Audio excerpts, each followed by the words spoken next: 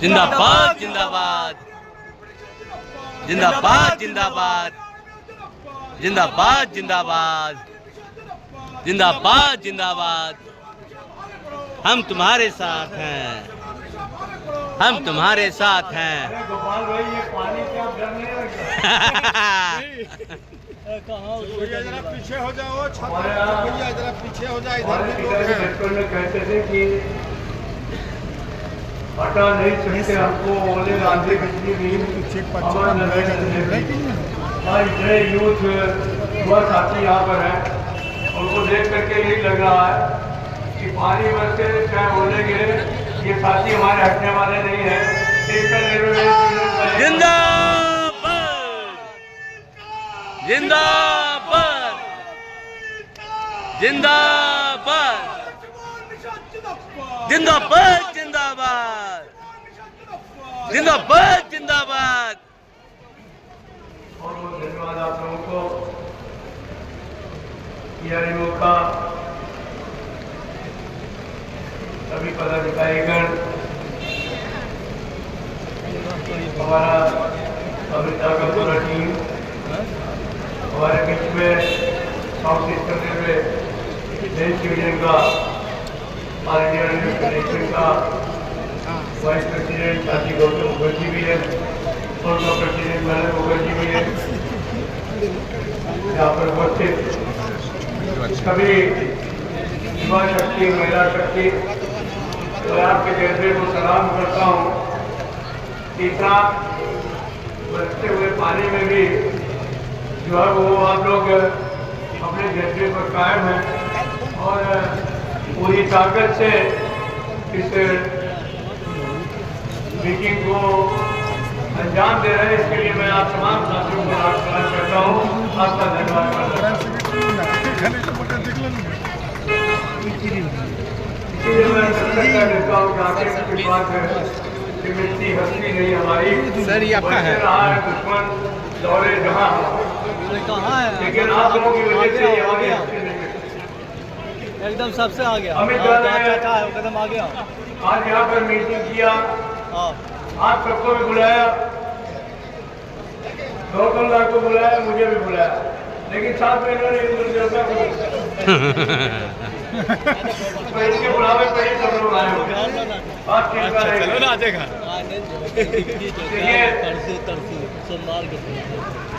Meeting तो आप लोग अक्सर करते रहते हैं, लेकिन अभी जो हमारे सामने चुनौतियां हैं बहुत जबरदस्त। सबसे बड़ी चुनौती हमारे लिए आगे इतना सिपाही है, आखिरी बार आपके बीच में आए थे, हमने ये बात कही थी कि चुनाव के बाद, चुनाव तो होंगे, चुनाव के बाद सबसे पहली लड़ाई हमारी अगर होगी तो अगर जनवरी के महीने तक पे कमीशन के अनाउंसमेंट नहीं होगा तो निश्चित तौर पर फरवरी में ऑल इंडिया रेलवे फेडरेशन अपने तमाम सेक्टर और एम्प्लॉय के साथ नाम बंद होकर के और एक जबरदस्त आंदोलन करने का काम करेगा। ये बात मैंने जहाँ भी गया वहाँ कहने का काम किया। यहाँ गए सरकार को समझ आ गई, उन्होंने बेगम के अनाउंस कर दिया, लेकिन अभी उसके ऊपर बैठ गए हो। रेफरेंस की बात हो गई है, एक ही बात हम लोगों ने कहा है, ट्रम्प के रेफरेंस में जो इशू हमारे तय हो चुके हैं उनको आगे क्या क्या इशू तय हो चुके हैं। सबसे बड़ा इशू तय हो चुका है कि हमारा जो हार्ड और रिस्क ड्यूटी अलाउंस है वो तमाम जो कामगार हैं रेलवे के, उनमें एसएनपी के लोग भी हैं, पीआरडी के लोग हैं, मेरा फोटो इलेक्ट्रिकल के लोग हैं, मैकेनिकल के लोग हैं, इंजीनियर के लोग हैं, ब्रिज में काम करने वाले लोग हैं। इन सारे लोगों को आने वाले समय में सबसे सॉलिड हमें और ड्यूटी अलाउंस दे देना चाहिए। रेलवे की ज्वाइंट कमेटी में फैसला करते, लेकिन वो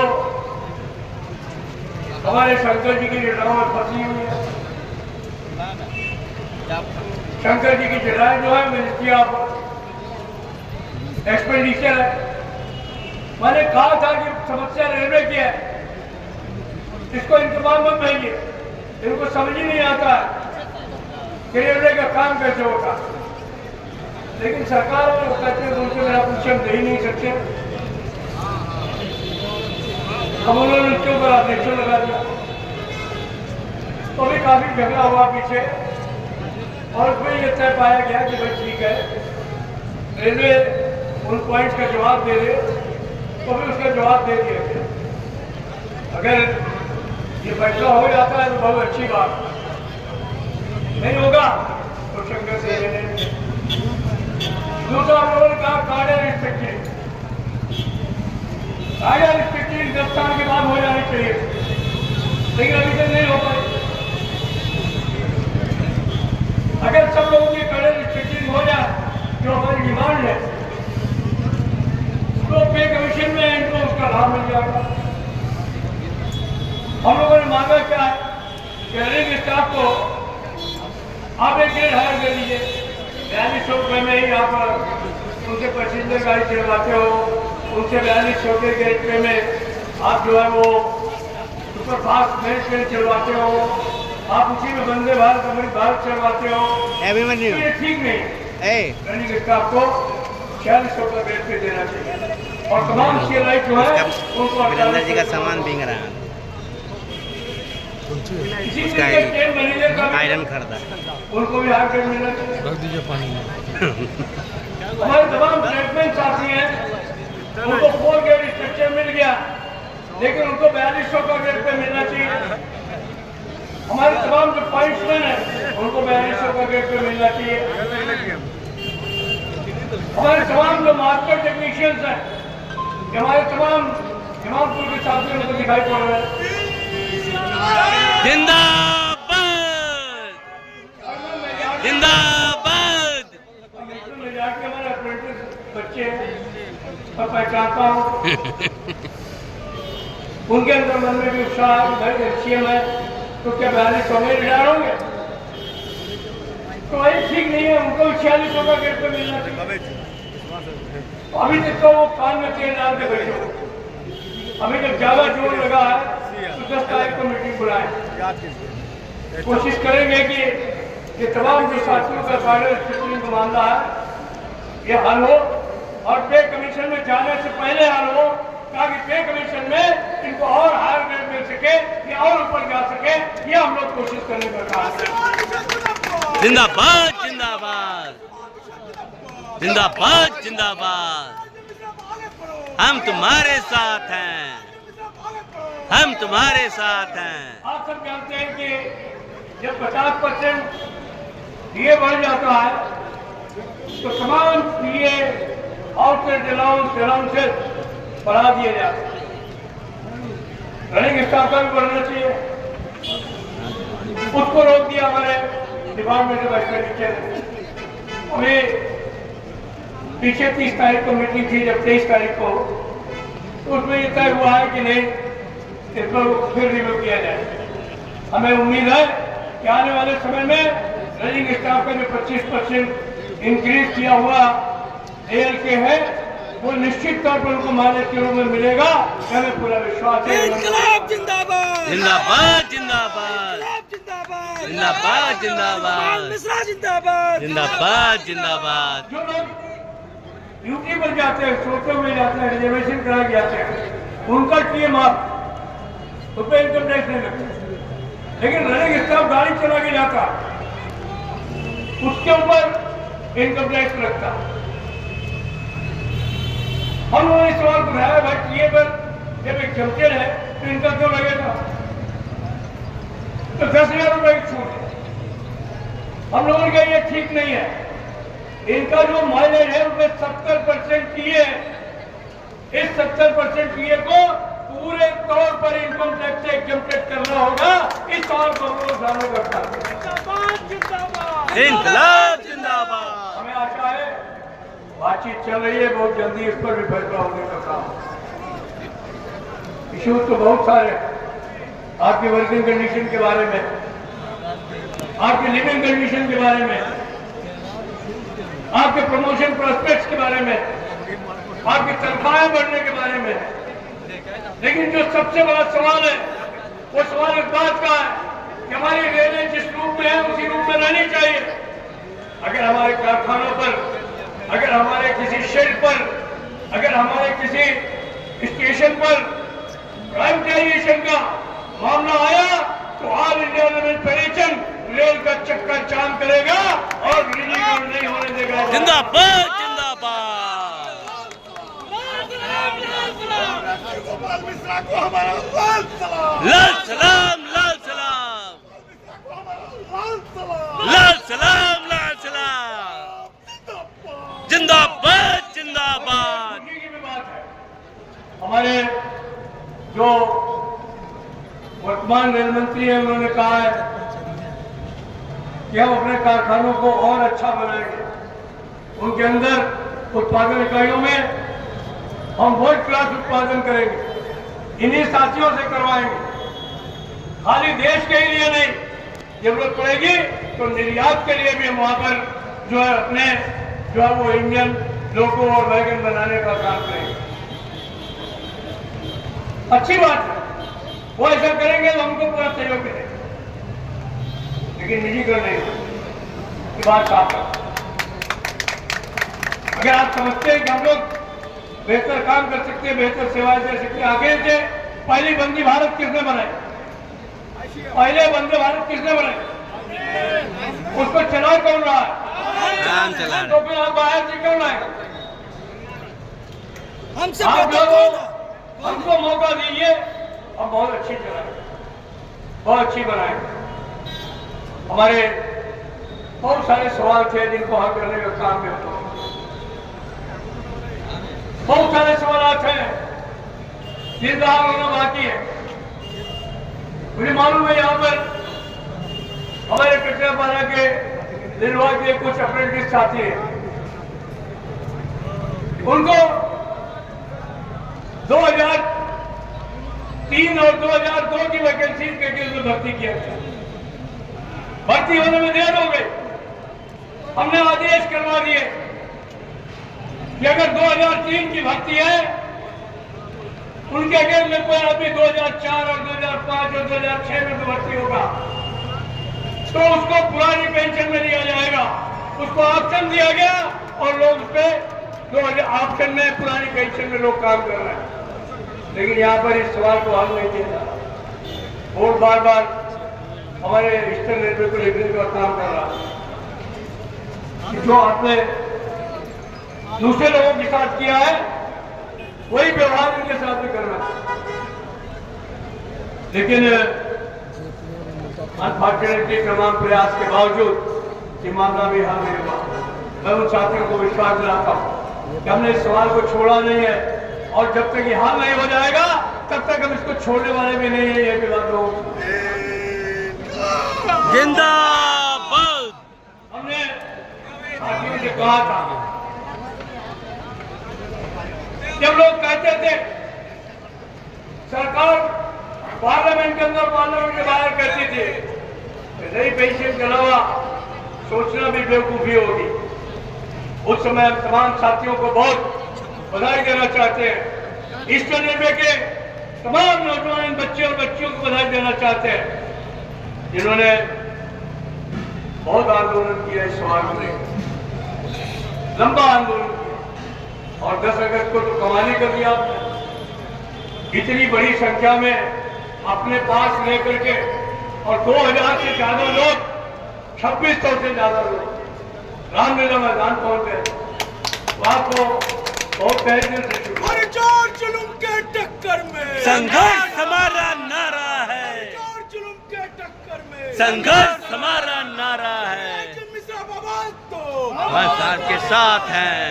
तो उसी का असर था कि सरकार की 15 टूटी नई कमेटी बनी, हम लोगों को बुलाया गया, बात करने की बात हुई और अल्टीमेटली मामला तय हुआ कि भाई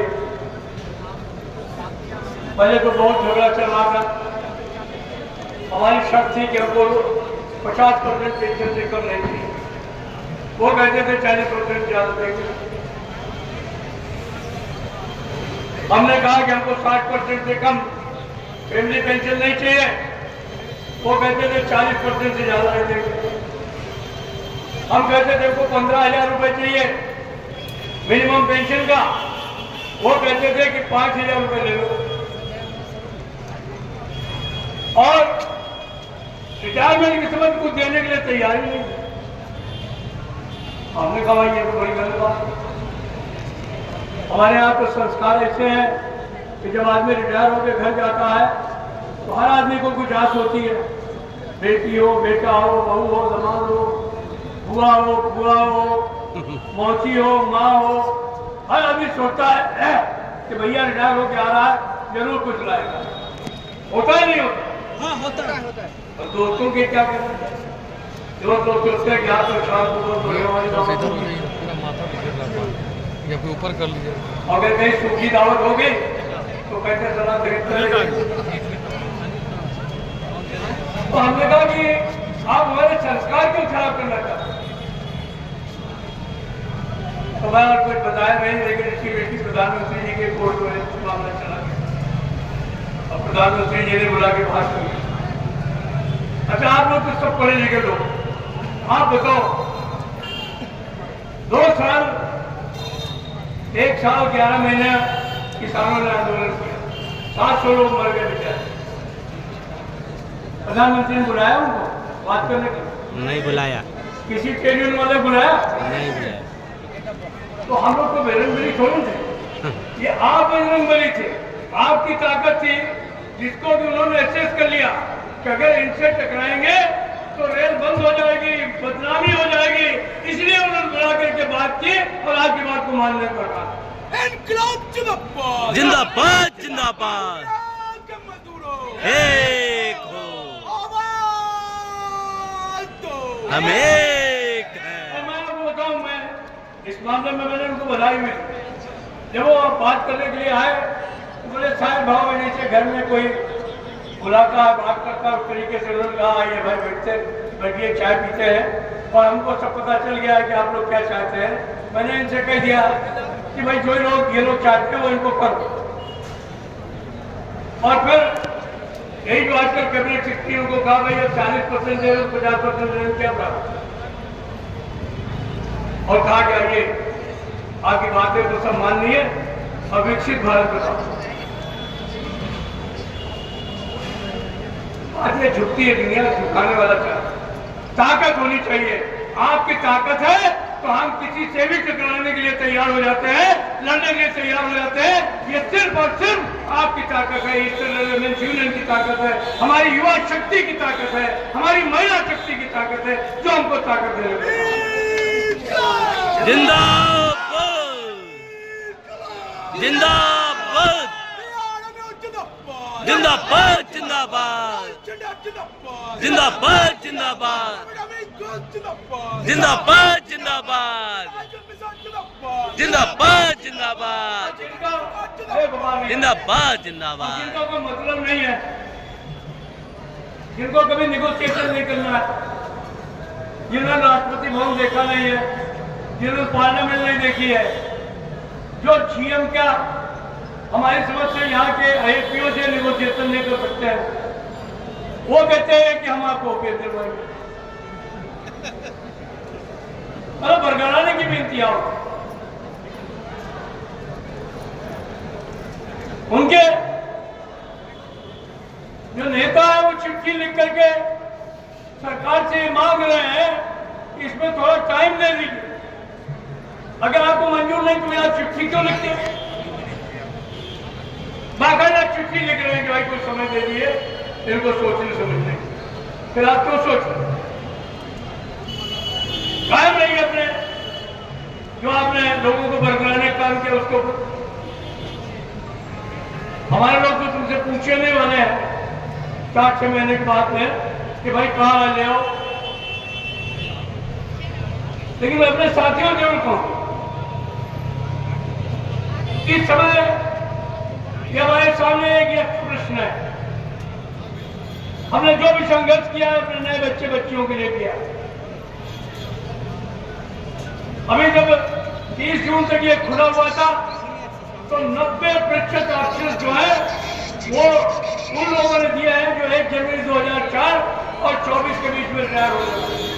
क्यों दिया उन्होंने? इसलिए कि उनको पेंशन नहीं मिल रही, उनको 2000 रुपये मिल रहे हैं, उनको 1800 रुपये मिल रहे हैं, उनको 2600 रुपये मिल रहे हैं। इसलिए उन्होंने अपने ऑप्शन दिए हैं, उनको गारंटी पेंशन, आधी पेंशन। अगर उनको लाखों मिल रहे होते, करोड़ों मिल रहे होते, पेंशन लाखों में मिल रही होती, तो वो क्यों ऐसा करते? लेकिन अभी तक 3.5 लाख लोगों ने सिर्फ ऑप्शन दिए हैं, जो कि इसके बाद विचार उनके बाद सोचने का समय। मैं जानता हूं सरकार की जो वित्त नीति है उसके चलते ब्याज की दरें बराबर कम होती जा रही। मैं जब नौकरी में आया था उस समय 13.5% इंटरेस्ट होता, आज 5% से ज्यादा FDR 7% से ज्यादा, और कब ये 0% इंटरेस्ट में आ जाएगा कोई जानता नहीं। इसलिए अपने भविष्य को देखिए, पहचानिए। अगर इज्जत के साथ जिंदा रहना चाहते हो, बेटे बहू समाज बेटी के सामने हाथ फैला लेना चाहते हो, एक बार विचार करो। बहुत सारे बैंक, बहुत सारे पूंजीपति आज इस काम में लग गए हैं कि ये बच्चे जो है वो यूपीएस को हाथ न करने पाए। क्यों? सिर्फ इसलिए कि अगर ये कर देंगे तो इनकी जो पूंजी है, जो इनके सरमादारों के जेब में, पूंजीपतियों के जेब में जा रही है अपने उधर चलाने के लिए, वो कहां से गए? पूंजीपतियों के खेत में नहीं बदला, अपना भविष्य अपने आप देखो। मैं आयुर्वेद की ओर से आप तमाम को यह आश्वासन देता हूं कि जो इसमें कमियां हैं उनको दूर कराने का काम आज इंडियन फेडरेशन करेगा, मैं करूंगा। इस बात के लिए जिंदाबाद जिंदाबाद जिंदाबाद जिंदाबाद जिंदाबाद। पिछली बार जो पेंशन आई थी उम्र 33, सही में 1/3% पेंशन, 50% होने में 20 साल लगे। 33 साल क्वालिफाइंग सर्विस थी, 20 साल कराने में 20 साल लगे। तो विश्वास दिलाता हूं ये 25 साल का मामला 25 साल नहीं रहने वाला है, आने वाले समय में ये 20 साल होने वाला है। वो कहते थे कि मैं आपको पीने के समय, आज आपको 6 महीने की तनख्वाह तो देनी पड़ी ना, ताकि आप खाली हाथ न घर में आए। आप लोग अपने मंसूबे बनाए रखिए, इस 6 महीने को 30 महीने कराने की गारंटी तो मैं हाथ दे देता हूं। जिंदाबाद जिंदाबाद जिंदाबाद जिंदाबाद जिंदाबाद जिंदाबाद। लोगों ने कहा कि एनपीएस में ये नहीं लिखा है, भगवान न करे कोई मरे और किसी खराब चीज होती है। मैंने देखा है, मैंने अपनी बीवी, अपने बच्चे, अपनी पोती को खोया, इसका घटना होता है, इसका घटना इसे किसी के साथ है। लेकिन लोगों ने कहा कि इसमें ये नहीं लिखा है कि अगर किसी की मृत्यु हो जाएगी क्या होगा। मुझे मालूम था कि उसमें लिखा है, जो एनपीएस में है वही यूपीएस में रहने वाला, लेकिन फिर भी लोग बरकरार रहे थे। मैंने यूपी की बात की, भाई में क्लैरिफिकेशन करने में क्या था, क्लैरिफिकेशन हो गया कि नहीं हो कि अगर यूपीएस में भी किसी की डेथ होगी तो उसका वारिस जो है वो भर्ती होगा, उसको सीधी अपॉइंटमेंट मिलेगा। ये चिट्ठी इशू हुई या नहीं इशू हुई? हो गई ना। कह लगे ग्रेचुटी नहीं मिले, कोई मतलब नहीं है। ग्रेचुटी का एक्ट अलग है, पेंशन बिल्कुल अलग है, लेकिन बदलाना है तो बदलाना है। तो मैंने उस पर भी बात की कि भाई ये कैसे ग्रेचुटी नहीं मिलेगी, एक इस पर निकाल दीजिए तो क्या नुकसान होगा। निकल गया, निकला ही नहीं निकला, ग्रेचुटी पूरी मिलेगी, उनमें कोई प्रॉब्लम ही नहीं है। अभी कुछ सवाल है इसमें, एक सवाल है बीआरएस का सवाल, जिसमें ये लिखा है कि 25 साल, अभी आपकी बात सुने, हमारी बात पहले सुन लीजिए, आप भी तो बोल दोगे तो हम इतने जवान तो है नहीं तुम्हारी तरह। मैं 75 साल का जवान हूँ, मैं भूल जाऊंगा फिर बच्चों को क्या होता है। वाले को मुंह को जवाब देना होगा, देना होगा, देना होगा, मुंह को जवाब देना होगा। देना होगा, देना होगा। मैंने ये बात कही, हमने कहा कि भाई तो अभी इसमें एक प्रॉब्लम तो है। मैंने कैबिनेट सेक्रेटरी से बात, हमने कहा कि ये जो आपका इसमें ये मार्ग है कि 25 साल आदमी भले ही रिटायर नहीं ले ले, बीआरएस ले ले, लेकिन इसको 60 साल पर पूरे पैसे मिला। मैंने कहा ये नहीं चाहिए, आदमी जब रिटायरमेंट ले उस समय उसको पैसे दे दे, क्योंकि उसका पैसा, लेकिन आप नहीं रोक सकते।